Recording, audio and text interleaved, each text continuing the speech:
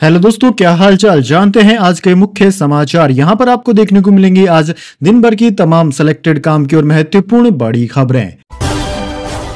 Health और term insurance पर GST घटने का रास्ता हुआ साफ, महंगे होंगे लग्जरी जूते और घड़ियां। जी हां दोस्तों, टर्म लाइफ इंश्योरेंस पॉलिसी और वरिष्ठ नागरिकों के हेल्थ इंश्योरेंस प्रीमियम को जीएसटी से छूट मिल सकती है। राज्य मंत्री स्तरीय पैनल के अधिकांश सदस्यों ने आम आदमी को लाभ पहुंचाने के लिए जीएसटी में कटौती का समर्थन किया है। न्यूज एजेंसी पीटीआई ने अपनी रिपोर्ट में मामले से परिचित एक अधिकारी के हवाले से कहा है कि हेल्थ और लाइफ इंश्योरेंस प्रीमियम जीएसटी पर निर्णय लेने वाले जीओएम ने शनिवार को अपनी बैठक में 5 लाख रुपए तक की हेल्थ इंश्योरेंस पॉलिसी पर वरिष्ठ नागरिकों के अलावा अन्य व्यक्तियों द्वारा भुगतान किए जाने वाले प्रीमियम पर जीएसटी से छूट देने का निर्णय लिया है। बम की धमकी, आज 30 फ्लाइट की इमरजेंसी लैंडिंग, 6 दिन में 50 विमानों में बम की धमकियां। सरकार ने एयरलाइंस सीईओज के साथ बैठक की। जी दोस्तों, इंडियन एयरलाइंस की 30 से ज्यादा फ्लाइट में शनिवार को बम होने की धमकी मिली। इसमें इंडिगो, एयर इंडिया, आकाशा, विस्तारा, स्पाइसजेट, स्टार एयर और अलायंस एयर शामिल है। पिछले एक हफ्ते में 50 से ज्यादा विमानों में बम की धमकी मिल चुकी है। ये सभी झूठी साबित हुई है। इन धमकियों की वजह से एयरलाइंस को अब तक 80 करोड़ रुपए का नुकसान हो चुका है। जम्मू कश्मीर को स्टेटहुड के प्रस्ताव को एलजी की मंजूरी। उमर 2 दिन में प्रधानमंत्री मोदी से मिलेंगे। डिप्टी सीएम बोले केंद्र वादा पूरा करे। जी हां दोस्तों, जम्मू कश्मीर को पूर्ण राज्य का दर्जा देने के प्रस्ताव को उपराज्यपाल ने शनिवार को मंजूरी दे दी। गुरुवार को राज्य के दर्जे की बहाली के लिए मुख्यमंत्री उमर अब्दुल्ला की कैबिनेट ने प्रस्ताव पास किया था। डिप्टी सीएम सुरेंद्र कुमार चौधरी ने कहा कि केंद्र को अपना वादा पूरा करना चाहिए और राज्य का दर्जा बहाल करना चाहिए। यह हमारा अधिकार है। हम वही मांगे मांग रहे हैं जो उन्होंने पहले ही वादा किया था। इस मांग को लेकर उमर अब्दुल्ला 2 दिन में दिल्ली में प्रधानमंत्री मोदी से भी मुलाकात करेंगे। उपचुनाव, 8 राज्यों की 25 सीटों पर भाजपा उम्मीदवार घोषित। वायनाड लोकसभा सीट पर प्रियंका के खिलाफ नाव्या हरिदास चुनाव लड़ेगी।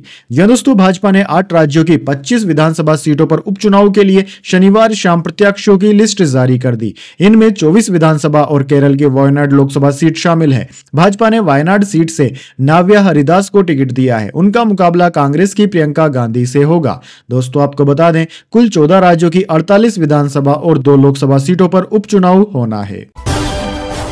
ऋषभ पंत ने 107 मीटर लंबा छक्का लगाया। सरफराज ने चौके से पूरी की पहली सेंचुरी। रोहित शर्मा ने की एम्पायर से बहस। जी हां दोस्तों, भारत और न्यूजीलैंड के बीच बेंगलुरु में चल रहे पहले टेस्ट मैच का चौथा दिन उतार चढ़ाव वाला रहा। भारत की दूसरी पारी 462 रन पर सिमट गई। न्यूजीलैंड को मैच जीतने के लिए 107 रन का टारगेट मिला। युवा भारतीय बल्लेबाज सरफराज खान ने 150 रन की पारी खेली। वहीं ऋषभ पंत 99 रन बनाकर आउट हुए। भारतीय कप्तान रोहित शर्मा ने खेल जल्द रोके जाने पर एम्पायर के साथ बहस भी की। हिजबुल्लाह ने नेतन्याहू के निजी आवास पर ड्रोन अटैक किया। पीएमओ बोला होम टाउन सिसेरिया में हमला, इजरायली प्रधानमंत्री और परिवार मौजूद नहीं था।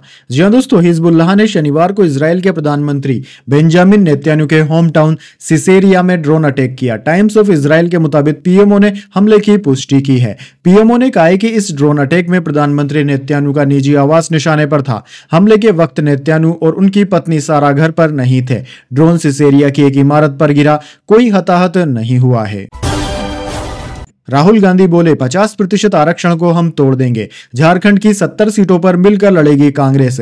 जेएमएम राजद को 7 सीटें ऑफर की। जी हां दोस्तों, कांग्रेस नेता राहुल गांधी ने शनिवार को रांची के शौर्य सभागार में संविधान सम्मान सम्मेलन को संबोधित किया। उन्होंने कहा कि जब भाजपा के लोग आदिवासी को वनवासी कहते हैं तो वे क्या करने की कोशिश कर रहे हैं। आपका जो जीने का तरीका है, इतिहास है, विज्ञान है, जिसे आप हजारों साल से चला रहे हो, उसे वो खत्म करने की कोशिश कर रहे हैं। आदिवासी का मतलब जो सबसे पहले मालिक थे, जबकि वनवासी का मतलब है जो जंगल में रहते हैं। जब इस शब्द का प्रयोग किया जाता है तो वो केवल एक शब्द नहीं होता, यह आपका पूरा इतिहास है। मैं हिंदुस्तान की शिक्षा व्यवस्था में पढ़ा हूं, आदिवासियों के बारे में केवल 10-15 लाइनें ही मिलती है।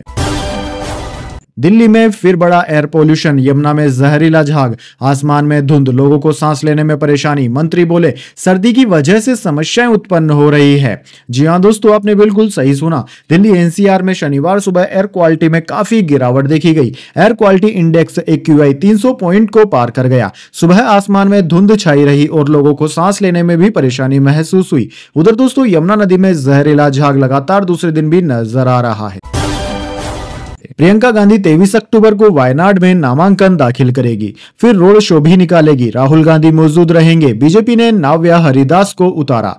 जी हां दोस्तों, कांग्रेस महासचिव प्रियंका गांधी वाड्रा 23 अक्टूबर को वायनाड लोकसभा सीट से नामांकन दाखिल करेंगी। इस दौरान राहुल गांधी भी मौजूद रहेंगे। नामांकन के बाद प्रियंका रोड शो भी निकालेंगी। यह प्रियंका गांधी का पहला लोकसभा चुनाव होगा। उनके खिलाफ भाजपा ने नाव्या हरिदास को उतारा है। महाराष्ट्र में अखिलेश यादव ने एमवीए गठबंधन को दिया झटका। 4 सीटों पर कर दिया उम्मीदवारों का ऐलान। जी हां दोस्तों, महाराष्ट्र विधानसभा चुनाव के लिए तारीखों का ऐलान हो गया है। सभी पार्टियां सीट को लेकर गठबंधन के साथ तालमेल बैठाने में जुटी हुई है। इसी बीच समाजवादी पार्टी के मुखिया और उत्तर प्रदेश के पूर्व मुख्यमंत्री अखिलेश यादव ने भी अपनी तैयारियां तेज कर दी है। इसी बीच महाविकास अघाड़ी से सीटों को लेकर बातचीत के बीच समाजवादी पार्टी ने 4 सीटों पर अपने प्रत्याशियों के नामों का ऐलान कर दिया। इस हफ्ते सोने चांदी में रही तेजी। सोना 1547 रुपए बढ़कर 75,640 रुपए पर पहुंचा। चांदी 91,448 रुपए प्रति किलोग्राम पर बिक रही। जी हां दोस्तों, इस हफ्ते सोने चांदी के दामों में तेजी देखने को मिली है। Indian Boolean and jeweller association की वेबसाइट के अनुसार पिछले शनिवार यानी कि 21 सितंबर को सोना 74,093 रुपए पर था, जो कि अब 75,640 रुपए प्रति 10 ग्राम पर पहुंच गया। यानी कि दोस्तों, इस हफ्ते इसकी कीमत 1547 रुपए बढ़ गई है।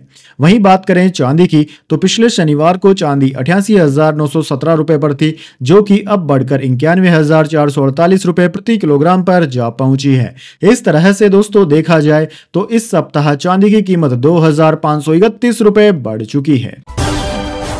जापानी प्रधानमंत्री के घर में घुसने की कोशिश। शख्स ने कार से बैरिकेड्स में टक्कर मारी। इससे पहले पार्टी ऑफिस पर पेट्रोल बम भी फेंके। जी दोस्तों, जापान के टोक्यो में शनिवार को एक व्यक्ति ने प्रधानमंत्री के घर पर लगे बैरिकेड्स में कार से टक्कर मारकर हमला किया। इससे पहले उसने प्रधानमंत्री की लिबरल डेमोक्रेटिक पार्टी के ऑफिस पर भी पेट्रोल बम से हमला किया था। इससे वहां आग लग गई। हालांकि आग पर जल्द ही काबू पा लिया गया। इसके बाद पुलिस ने उसे गिरफ्तार कर लिया है। पकड़ा गया शख्स चुनाव लड़ने के लिए जरूरी पैसे के नियम से नाराज था। मीडिया रिपोर्ट्स के मुताबिक वह व्यक्ति चुनाव लड़ना चाहता था, मगर चुनाव लड़ने के लिए जरूरी पैसे के नियम से वो नाराज था। उसने एक सोशल मीडिया पोस्ट से यह कहा। उसने न्यूक्लियर प्लांट्स के खिलाफ हुए प्रदर्शनों में भी भाग लिया था। जाकिर नाइक लश्कर ए तैयबा के आतंकवादियों से मिला। लाहौर की मस्जिद में भाषण भी दिया। भारत में वांटेड इस्लामिक प्रचारक पाकिस्तान यात्रा पर है। जी दोस्तों, भारत में वांटेड इस्लामिक प्रचारक जाकिर नाइक को पाकिस्तान में आतंकवादी संगठन लश्कर ए तैयबा के लोगों के साथ देखा गया। इंडिया टुडे के मुताबिक जाकिर लाहौर की बादशाही मस्जिद में एक कार्यक्रम में शामिल हुआ था। वहां उसने लगभग 1.5 लाख लोगों की भीड़ के बीच भाषण दिया। इस दौरान उसे लश्कर ए तैयबा के कमांडर मुजम्मिल इकबाल हाशमी, मोहम्मद हारिस धर और फैजल नदीम के साथ भी देखा गया। दरअसल दोस्तों, अमेरिका ने इन तीनों को 2008 से अंतरराष्ट्रीय आतंकवादी घोषित किया हुआ है। इस मीटिंग के बाद फैजल नदीम और मुजम्मिल हाशमी ने जाकिर की यात्रा को प्रमोट करने के लिए ऑनलाइन कैंपेन भी चलाया है। तो दोस्तों, यह थी अभी तक की तमाम अपडेट्स। अगर वीडियो आपको पसंद आई है तो वीडियो को ज्यादा से ज्यादा लाइक और शेयर कर दीजिए। साथ इस तरह की काम की खबरों के लिए आप हमारे यूट्यूब चैनल को सब्सक्राइब भी कर लीजिए। धन्यवाद।